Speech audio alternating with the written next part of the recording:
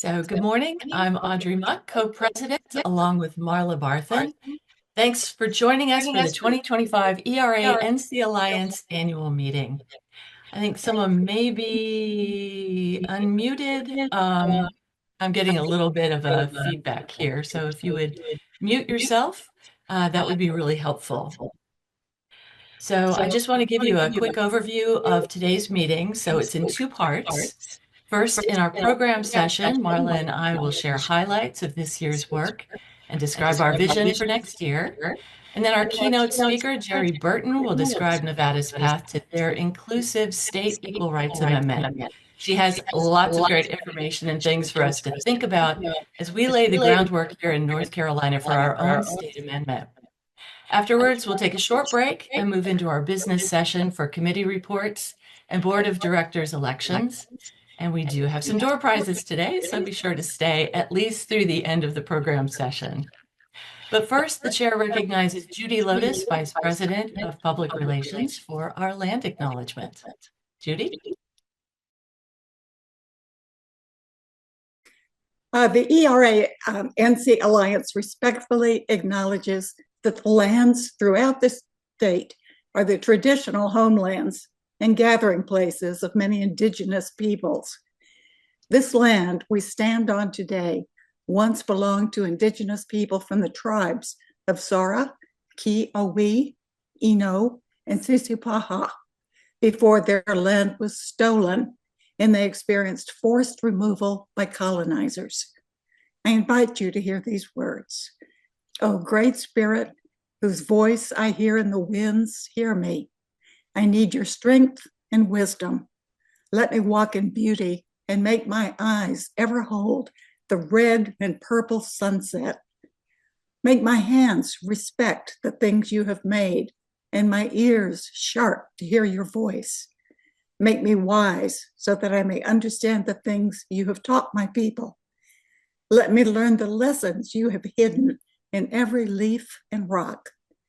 Help me remain calm and strong in the face of all that comes toward me. Help me find compassion without overwhelming me. I seek strength, not to be greater than my brother, but to fight my greatest enemy, myself. Make me always ready to come to you with clean hands and straight eyes. So when life fades, as the fading sunset, my spirit may come to you without shame. We share an ongoing responsibility to safeguard these lands and to respect the sovereignty of the tribes and indigenous nations residing in North Carolina. The ERA-NC Alliance works to hold equal all indigenous peoples who have been and continue to be an integral part of our history and culture.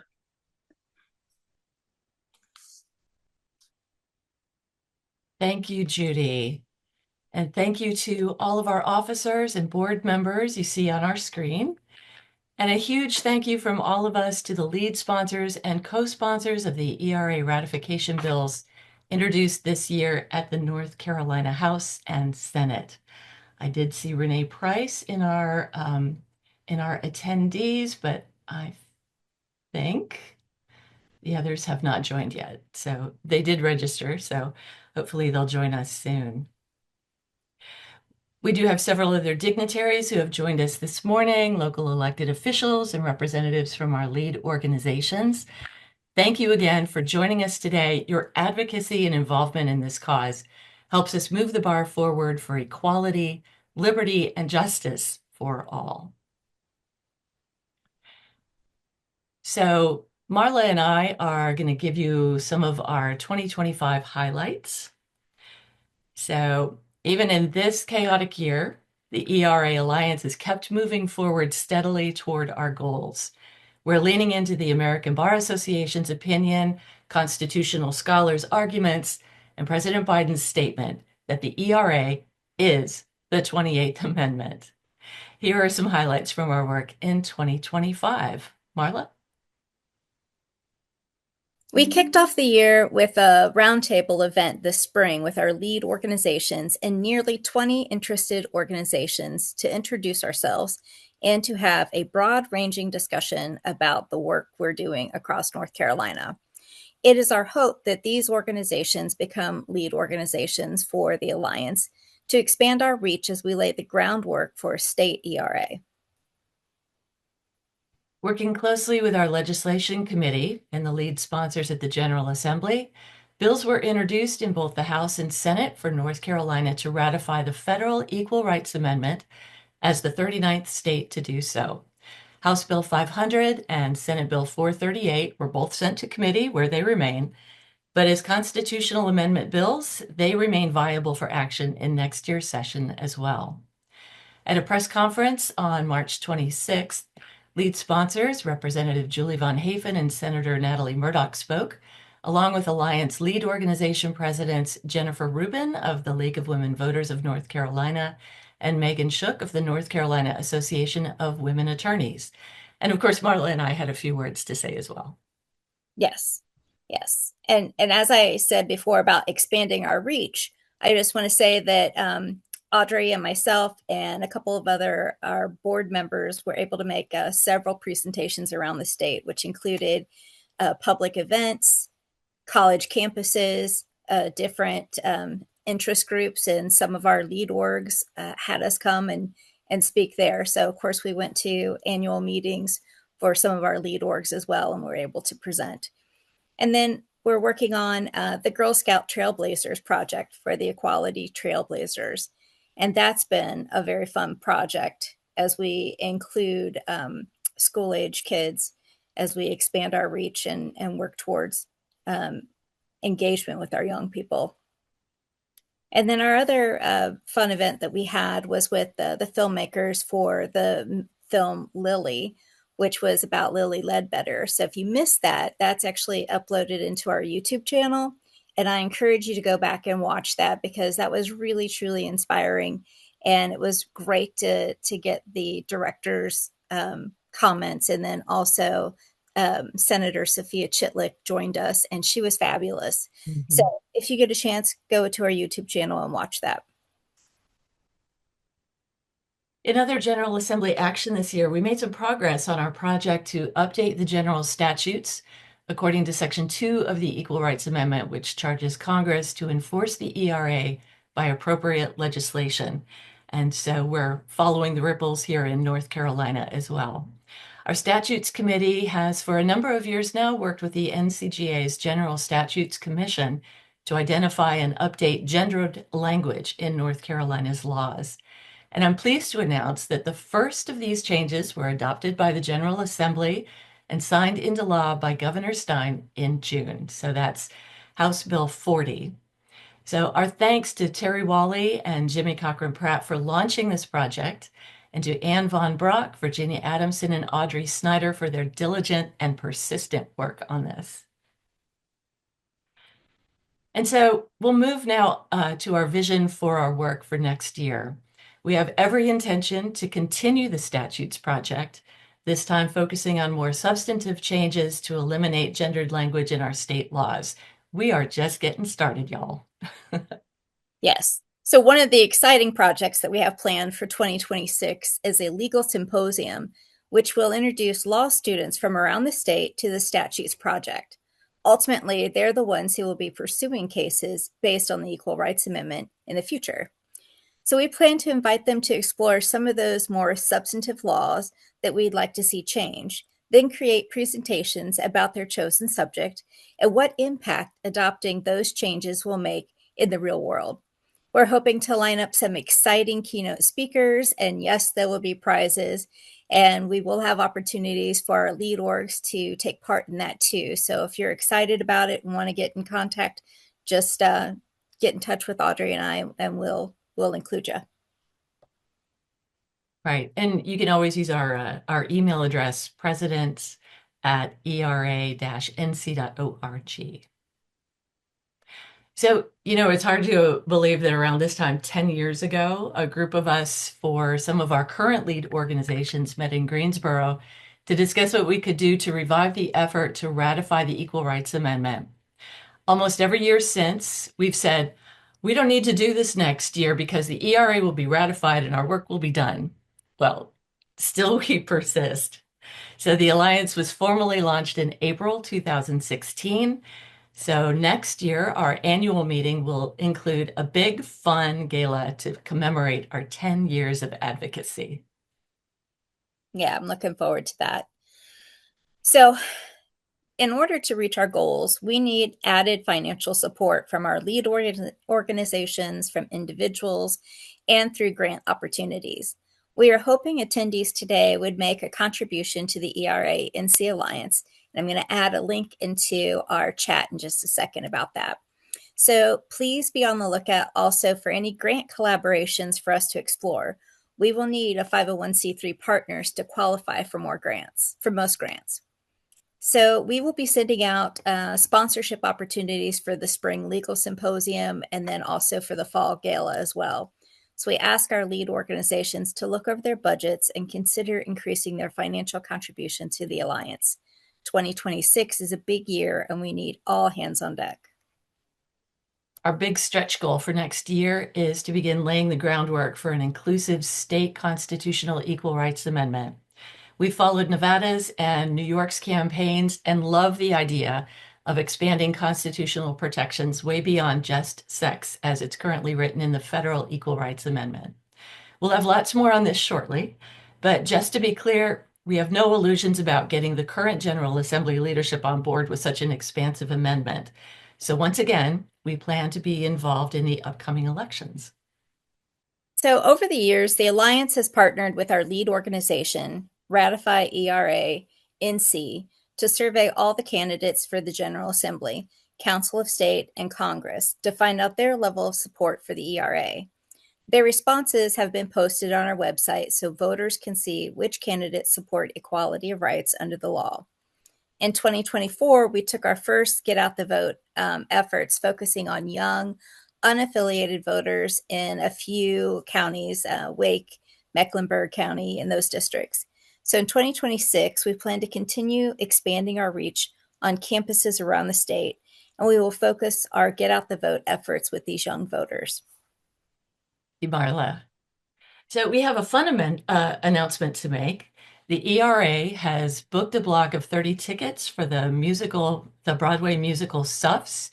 It's on tour and it's going to be coming to the Belk Theater in Charlotte. It's March 11th at 7:30 p.m.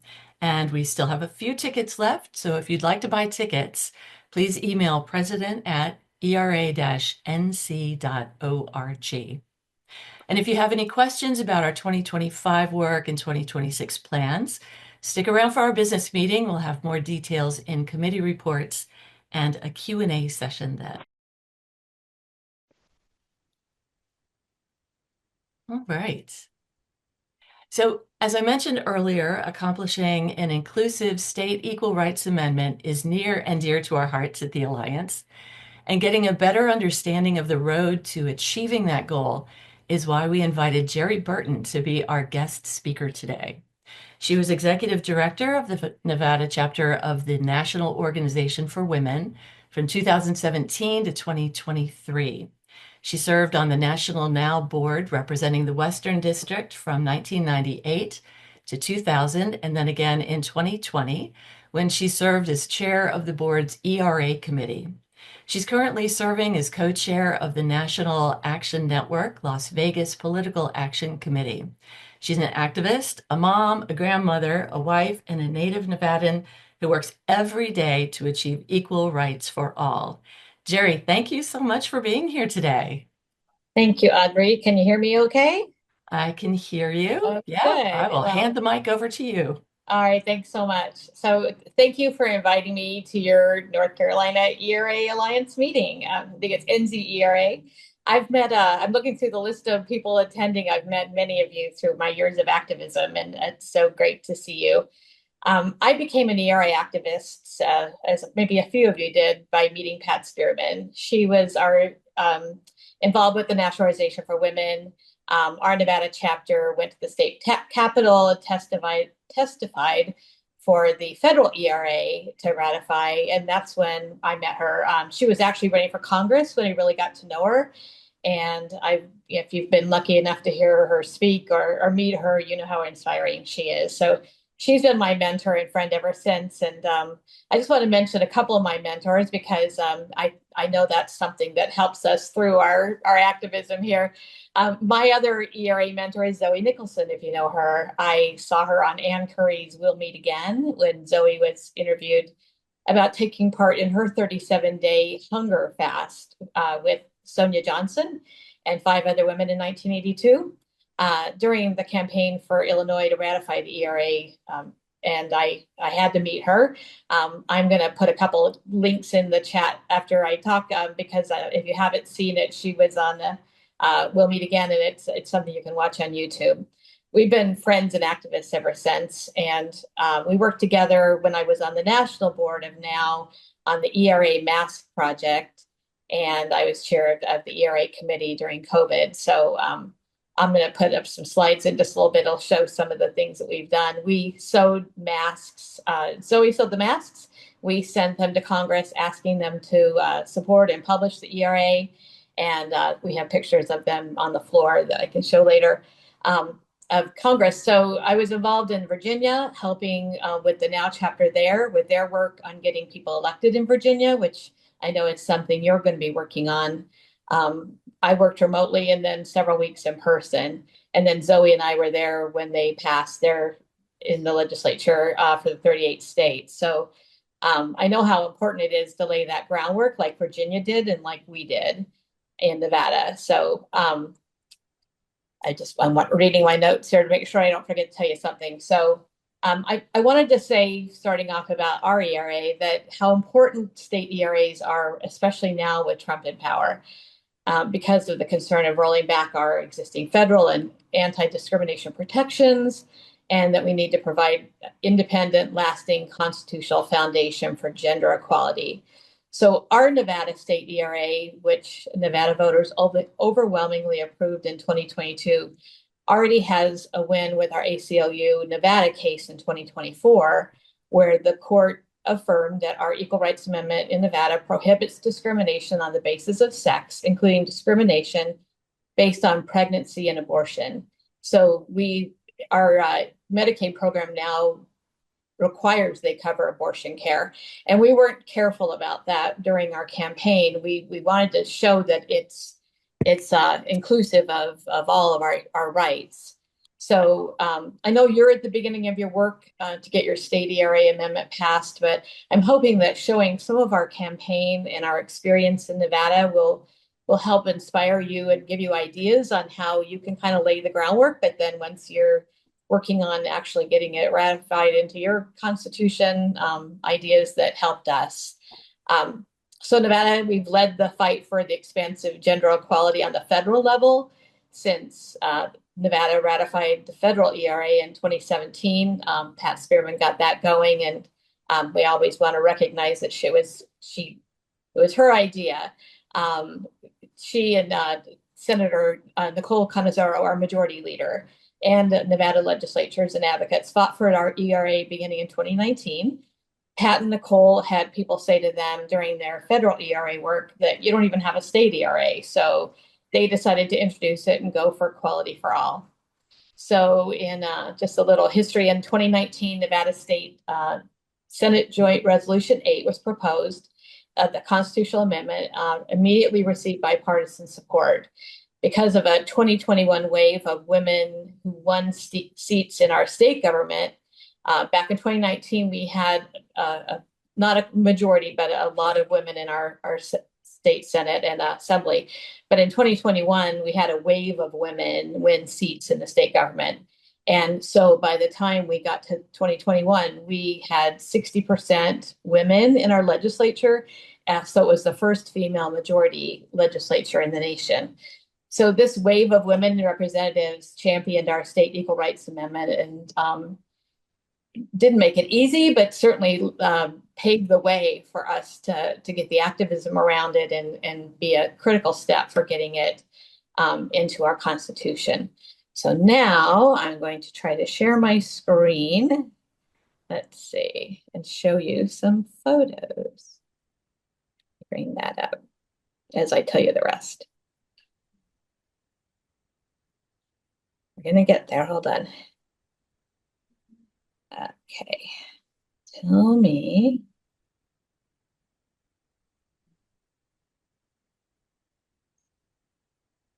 Let me get to it. Hold on. Here we go. Can you see that? Hmm? Oh, good. Okay. So this is the language. That's why I wanted to start off with that. Our language for our ERA. Equality of rights under the law shall not be denied or abridged by this state or any of its political subdivisions on account of, and you can see the list, race, color, creed, sex, sexual orientation, gender identity or expression, age, disability, ancestry, or national origin. So let me remember what my, so I'm going to go on to tell you. So we talked about a lot of issues, and we weren't careful, as a lot of people are doing these days, about talking about all the protections we felt were important. So pay equity, of course, abortion access and reproductive autonomy, race-based discrimination, discrimination against elderly and other forms of ageism, protection for LGBTQIA plus community and marriage equality, protecting trans kids and teens. So we had up just some of the pictures. If you can see, we were at different events for the Pride Parade, abortion access. I'm going to get to Kate in a minute. We had a campaign manager, but she mostly focused on raising money. She was the paid campaign manager. So we quickly realized that we needed volunteers to get involved, and we became the activism behind the passage. We worked in coalition, and I think this is where some of the important thing is the unions, progressive groups, community partners. And by doing that, we helped our organization grow, and the relationships continue today. We started with a rally where 300 people showed up within 3 hour notice in Las Vegas, and we had an overwhelming response. So some of the groups we worked with were Generation Ratify Nevada, and then the national group came down for an event. Planned Parenthood, Reproductive Freedom for All, which was NARAL at the time. Unions, especially SEIU and Culinary. Las Vegas is a big union town, and they were very involved with, especially SEIU. LGBTQ groups, Silver State Equality and Gender Justice, ACLU Nevada, AAUW, AAPI Nevada, Progressive Leadership Alliance of Nevada is kind of an umbrella group in Nevada progressive groups. The National Action Network Las Vegas chapter, Federation of Democratic Women, and Nevada Women's Democratic Club were some of the main ones, and there were many more. We especially are thankful for Katie Hornung with Vote Equality. They sent us, literally sent ERA activist Kate Kelly, pictured there, to live at my house for 2 months, and they paid to wrap my husband's truck actually in ERA art and drive around the state and be a centerpiece of our campaign. And they sent amazing swag, including, let's see what I have next, ERA poster by Chuck Sperry. We gave out, there's the truck. So you can see that it was very visual, and we took that all over the state. And handed out posters. I think, yeah, Laura Campbell's holding a poster there that's from Chuck Sperry that we gave to everywhere we went. And we had a grant awarded by National Now that we used for the t-shirts, buttons, and stickers. So we made sure that the ERA had a presence in every political campaign stop. The governor, I think I've got a picture of him somewhere. There's Laura handing out the posters, and more about the truck. That's one of the first stops we had. In a minute, I'll show you people signing them, but you could sign the truck with a marker, and it was a big, there we go. So we had, like you see the governor up in the left-hand corner. That was Governor Sisolak at the time. And we have Elizabeth Warren signing the truck at an event we went to. We've got our Dina Titus as our congresswoman over on the right-hand side. And then trying to remember who else we had. We had a lot of people sign the truck. And so that's part of this thing that we're talking about here. So let's see, I wanted to tell you about the rest of it. So we had 51 days that we were really involved in. Once it had passed in our legislature, 51 days, we had attended 34 events, 4 parades, then our SEIU event with Elizabeth Warren, Dolores Huerta, Minnie from Reproductive Freedom for All. There's the poster again. I think I've got pictures. There's the governor. We went everywhere with him. Let me see if I had, there we go. There's Elizabeth Warren and Dolores Huerta at our SEIU event. So because our ERA was so inclusive, we wanted to get out and in diverse communities. Our first stop with the ERA truck was the National Action Network meeting, and that led to our involvement in the Black community. I'm now one of the I have a committee with NAN. I'm very involved with the National Action Network. We went to colleges, spoke at classes, tabled at events. The one where Laura's handing out the poster was a Latina horse parade. We were in the Las Vegas Pride Parade and Festival, had a table at the Asian night market. So we just tried to find any events we could be at and be at a table or walk in a parade and just be very visual with our campaign. When we canvassed and talked to people and tabled, we were talking about abortion rights and how it played a large role in our state ERA. We made sure that it was abortion rights were in our rallies and emphasized, and we took our ERA signs. So we also got involved with women's sports. I never was involved in sports before, and we saw that they weren't getting the attention in the media and certainly not the pay. So we took our state ERA signs to the Las Vegas Aces. This is our Pride Parade stuff we did. There we go. So when they won the championship, which, my first year of getting involved in sports, we win a championship. So I expect to do that all the time now. So we went to the parade and brought our ERA signs. And then I got invited to go to the White House because of our activism around this back when Harris was at it, and we won't be going to the White House now, but they won again, but we won't be going. So we got to go to DC and be involved there. So it then led into our going to UNLV Lady Rebel Games and bringing attention to how the inequality in women's sports and our ERA make that prominent. So we had weekly Wednesdays with Nevada Now meetings that Kate would see her there talking about her book. And we had speakers and phone banks and texting. We got a grant. I don't remember the amount from Movement Labs. If you've ever worked with them, they sent us 9,000 names that we could do some texting, and then we sent speakers at college events, classrooms. So we made it fun. We worked 10-hour days those last 2 months. Kate was in my house. We got up in the morning and made a plan, and out we went for the day. And so we had done polling, and I think we get back to, okay, so you can see what it did, but we had done polling and we knew it was going to do well, or thought it was going to do well.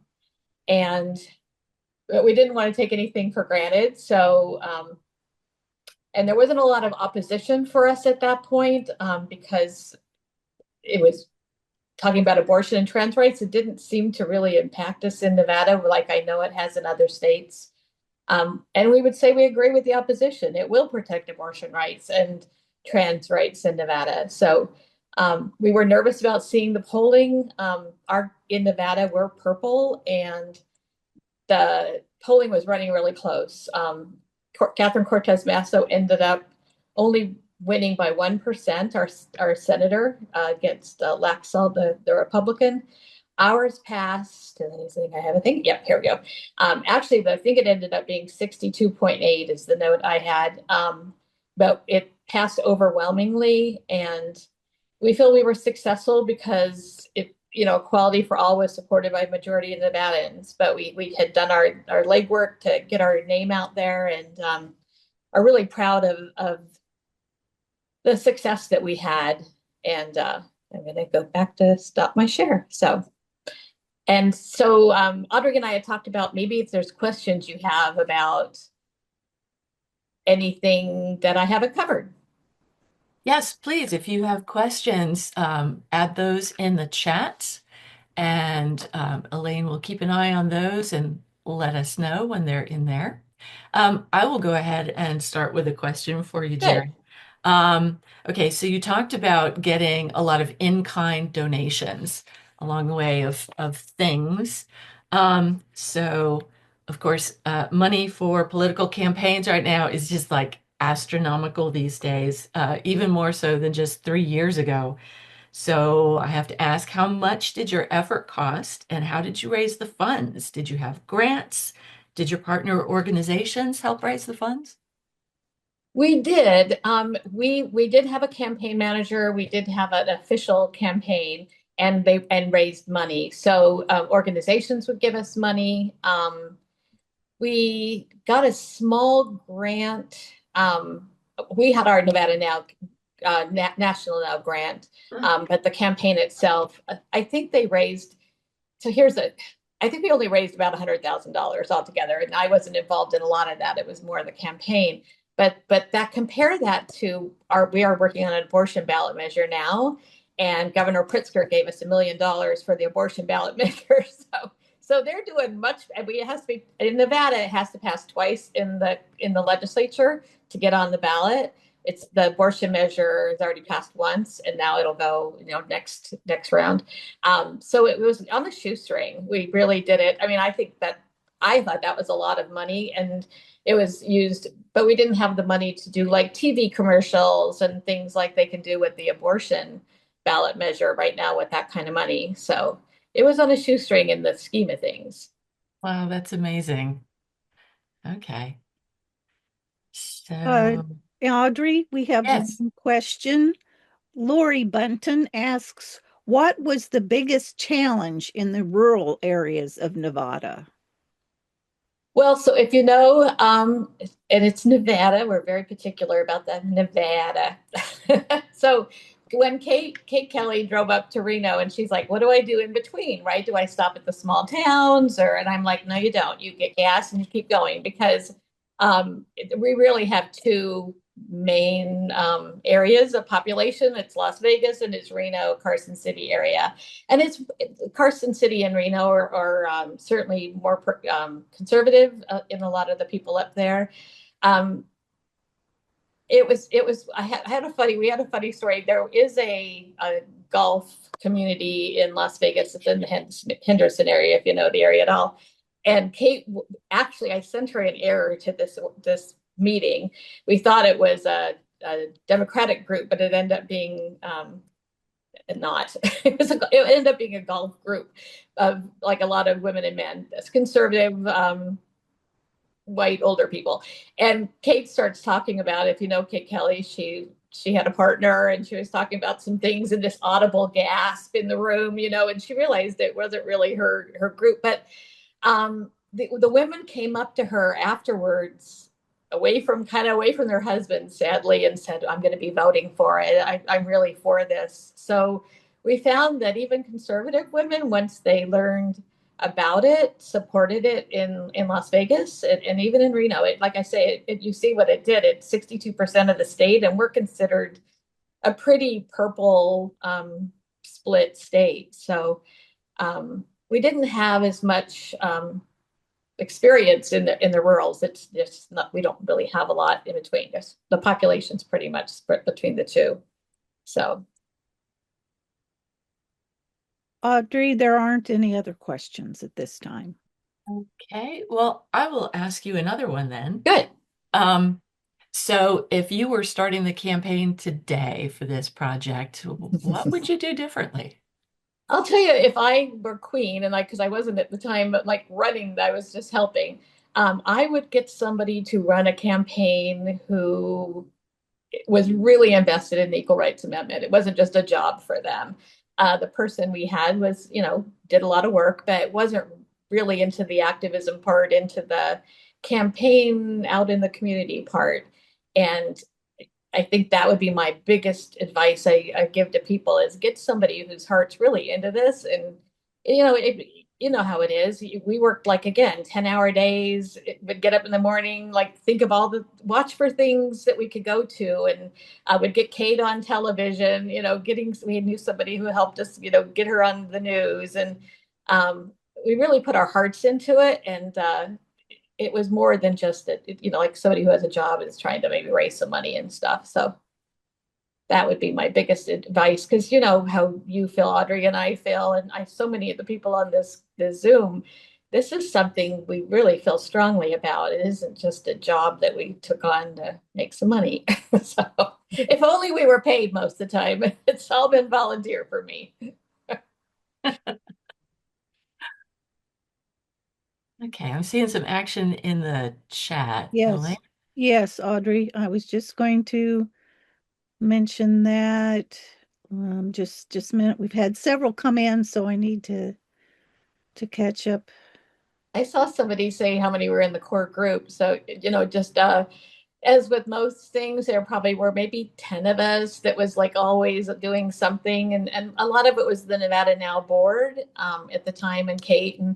But as we started having these volunteer meetings, we had more people get involved and go out and help us, attend a parade or go to a meeting or, give us ideas on organizations to be involved with. So because it was so, our ERA is so expansive, we wanted to make sure we got out, as much as we could to all the different communities. In Las Vegas is pretty diverse, and it's also made Nevada Now we were involved in more organizations afterwards. And for me, I've gotten really involved with the National Action Network, Reverend Sharpton's group, because I saw how much the Black community needed, the equality, but also needed our help in activism. So it's helped me kind of broaden mine.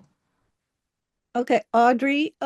So Virginia asks, I know Kate Kelly has talked about more conservative folks signing on. What percentage of the vote was the conservative population voted for the bill? Well, I can go by so Catherine Cortez Masto, our senator, won by 48, almost 49%. Laxalt, who is the Republican, ran against her, got about 47.99. So, I mean, normally we're pretty 50-50 in the state, but ours won by 60, almost 63%, the ERA did. So we definitely got conservative votes in there.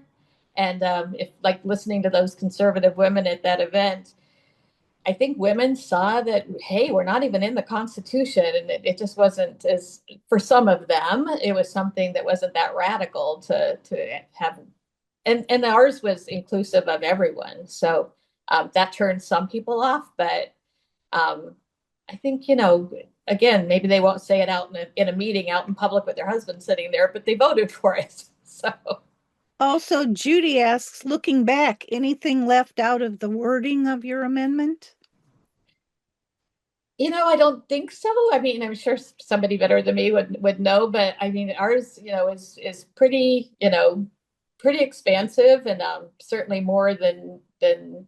Now, I do know that abortion was not specifically mentioned, and I know New York is adding that to theirs. So I suppose that would be the part. We weren't careful about talking about it, but New York's actually says it, and so probably abortion. Because Lord knows what's going on right now. We need to protect everything we can. Thank you. And then Renee Price asks, did someone donate the campaign car? Yes, Vote Equality, Katie Hornung's organization, they had a grant. I'm not sure exactly where their money came from, but they had a grant, and she actually paid for Kate to be at my house and paid for the truck to get wrapped with the art. So that was a huge part of our campaign, getting that donation. Thank you. And please talk about meeting with retirement communities and how you talk to those vote. Oh, and how those votes came out from your point of view. That's from Jimmy Cochran. Hi, Jimmy. Well, like I say, we weren't careful about our language when we were out at events, and the one that Kate went to was kind of a mistake because we didn't realize it was conservative as it was. But it really worked out well. She had some really good conversations with the women there. We got on the news, so hopefully that reached some people to learn more about it. I think it pulled well, so we were reaching people beyond the 50% of more progressive, left-leaning people in Nevada. So I'm just getting to all the different events that we could, I guess. What? Stop the big bug. Oh, Someone's One talking. needs to mute. Okay, and then we have from Terry Whaley, we have, I've always heard that Nava, I can't say Nevada. Nevada.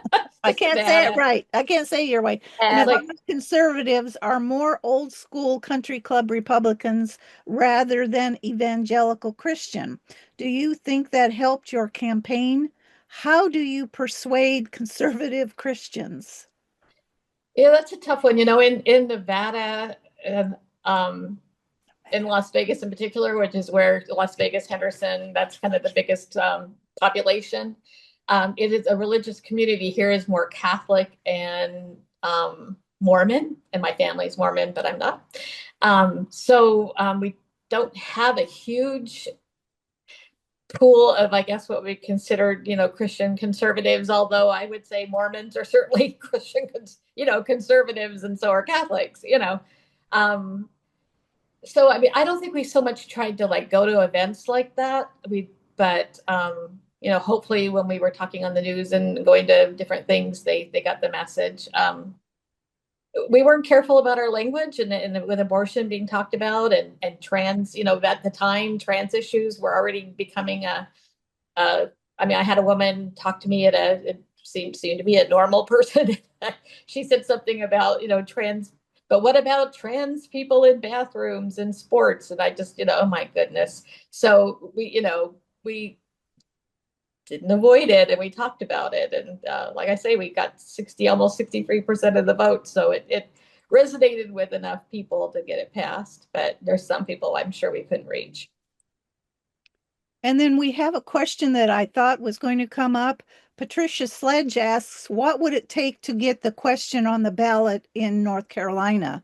And I can answer that. Good. In North Carolina, we do not have citizen initiatives that can go on the ballot. The only way a question, an item can go on the ballot is through the General Assembly.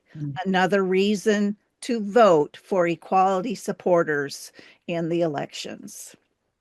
And that's a good point. I worked when, Virginia, in order for them, after Nevada and Illinois on the federal ERA, I worked with Pat Roos in Virginia with the Virginia Now. And because I called and we were trying to in Nevada, we supported a candidate. We helped someone with money and just, kind of took her on. But that's what, Pat Roos was working on in Virginia, was getting people elected. And that made the difference, was getting their legislature in place. But what you need to do as well, I mean, they had to do the legwork to get these good candidates in there. So maybe that'd be another thing. We adopted a candidate and had events and sent her money, and for the life of me, can't think of her name right now. But, I met her, and so we got kind of like sister involved with Virginia on the federal level to try to help out. So it might be a way for you to get states to adopt a candidate you're trying to get elected or something. And we have another one that mentions the how people are flocking to the WNBA, and that perhaps are there any plans to do more with the WNBA in order to educate and attract a younger demographic of women and girls? And that's Tiffany. We should all definitely work on that. I'll tell you what, it's been really fun to support women in sports because I just never cared one way or the other about it. But now I'm a fanatic, and you see, what they're doing with equal pay, and and they're getting like all the attention around the WNBA. Right now, they're trying to get their contract passed, and hopefully that'll go well soon. But I think a lot of us should try reaching out to our a lot of people there are now 10 different teams. We could probably try to reach out to them and get them involved. It's a good idea, and they're trying right now to get pay equity in their own contract. So, Yes. And that's it's fun. It's fun activism. So, and that's all we have, Audrey, from questions. Okay, great. Thank you so much, Elaine. And thanks, excuse me. Thank you so much for elucidating on how North Carolina passes a constitutional amendment. That's helpful also. Well, let's see. Let me pull my notes up here. Seem to have lost them, of course. Okay, so thank you so much, Jeri. You've given us so much to think about as we plan our campaign toward our own state ERA. If anyone has, like lingering questions, excuse me, that pop up afterwards, please just, send us an email and we will be happy to ask that of Jeri as well. Happy to help wherever I can. Wonderful. Thank you so much. Well, before we go to the break, I invite everyone who has their camera off to turn it on, and we're going to take a group photo, so like the Hollywood Squares version. And while you all do that, Jeri, would you give me a number between 1 and 39 for our first door prize? What we'll do is we'll match that number with the order of folks registered for our meeting. And this time it's going to be a yard sign that says equal rights for all y'all. So I would pick number 5. Number 5. It's my lucky number. So. All right. Very good. It's Barbara Carter. All right. Hey, Congratulations, Barbara. Wonderful. Okay. Might have registered number 5, but I was late getting here. I'm sorry. We're glad to have you, Barbara. Okay, so Virginia, I think you're handling our photo.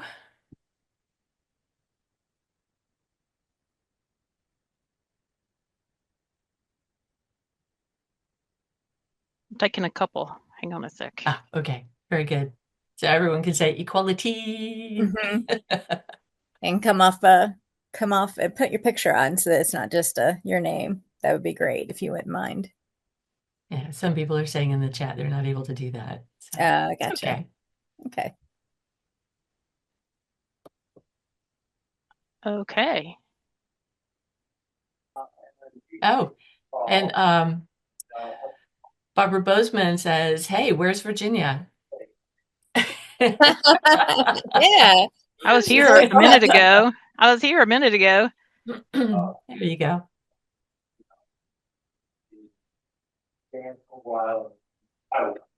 Okay, are we good? I think we're good. I must All have right. 10 or 20 right now. Okay, fabulous. Okay, so we're going to take a short 5-minute break. So if any guests don't wish to remain for the business session of our meeting, thank you so much for joining us, and we will be back in 5.